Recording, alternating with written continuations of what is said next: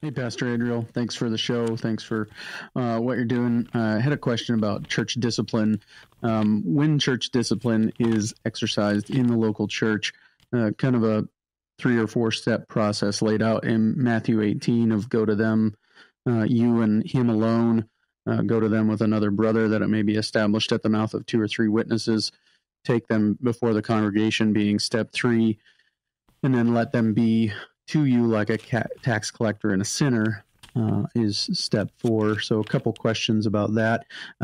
Step 3, is that taking them to the congregation? Is there a vote of the congregation? I don't know. And then in step 4, practical advice on what that looks like for someone who's been, excommunicated.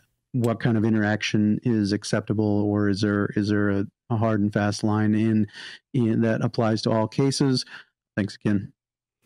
Yeah, Clay, thank you for that question, a really important question. And frankly, we don't talk enough about church discipline. It sort of gets a bad rap because people think about church discipline and they view it as punitive. It's like primarily this punishment that's dealt out to people who are living in unrepentant sin, that kind of a thing. And many churches just don't practice church discipline. It's not even a conversation that's had amongst those within the church. But really, everyone in the local congregation is always, in one sense, participating in discipline. We're all encouraging one another. We ought to be, at least, exhorting one another day by day while it is still called today, like the author of the Hebrews said. And so in that sense, we're all always under the discipline of the church. That is the encouragement of the Word of God. We're all under the Word of God. But then there are cases where sin is in the fellowship and it needs to be dealt with. That's one of the big problems that you see in the church today is people don't take sin seriously. And so when Jesus is highlighting this process in Matthew chapter 18, he's doing it so that we can take sin seriously because he knows, and he taught this to the apostles and they taught it to the pastors in the churches that they planted, that sin spreads. It's like this disease. And so we have to address it. We have to deal with it. Now, with regard to Matthew 18, the sort of third step that you mentioned there, taking it to the church, there are differences of opinion there. And this relates to what we refer to as ecclesiology, our church government. How do we understand the way in which the church is to be governed? And there are some people who are of a view, it's called the Congregational Mindset, where they would say, yeah, this is something that you take before the entire church. And some churches do votes, that kind of a thing. There are others who say, well, no, sometimes in the New Testament, that idea of taking something to the church, or just that phrase, the church, can refer to a smaller group of people. Some would say that the elders of the church in particular, who are representatives of the whole congregation. And you see the word church used in ways like that. I think of places like Acts chapter 15, where you have the situation of the Jerusalem Council, where the whole church came together through its representatives to discuss a very important issue.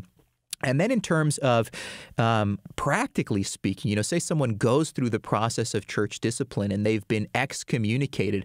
Well, how do you treat that individual? Let me just again say, church discipline is all about restoration.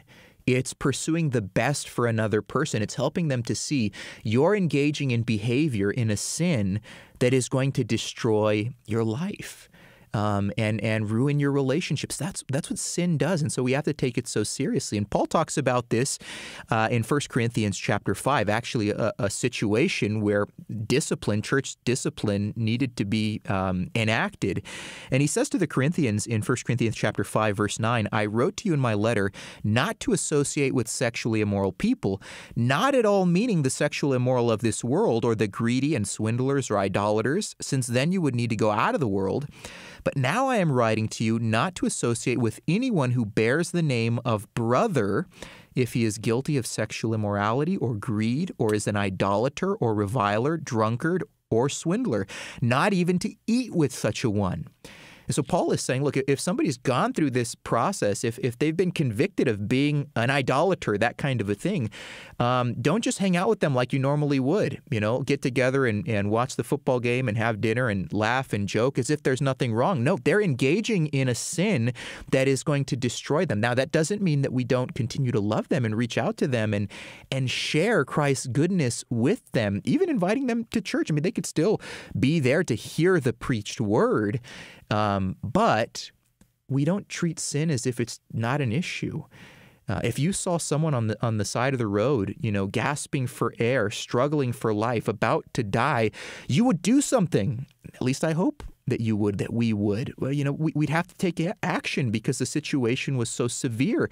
It's similar with something like this. When a brother or sister is engaging in this kind of behavior that we know is destructive, well, in love, we don't just sort of brush it under the rug. We address it. We talk about it. And so I think that's what we're called to do. Paul talks about it again, 1 Corinthians 5, and I appreciate this question on church discipline. So thank you, Clay. God bless.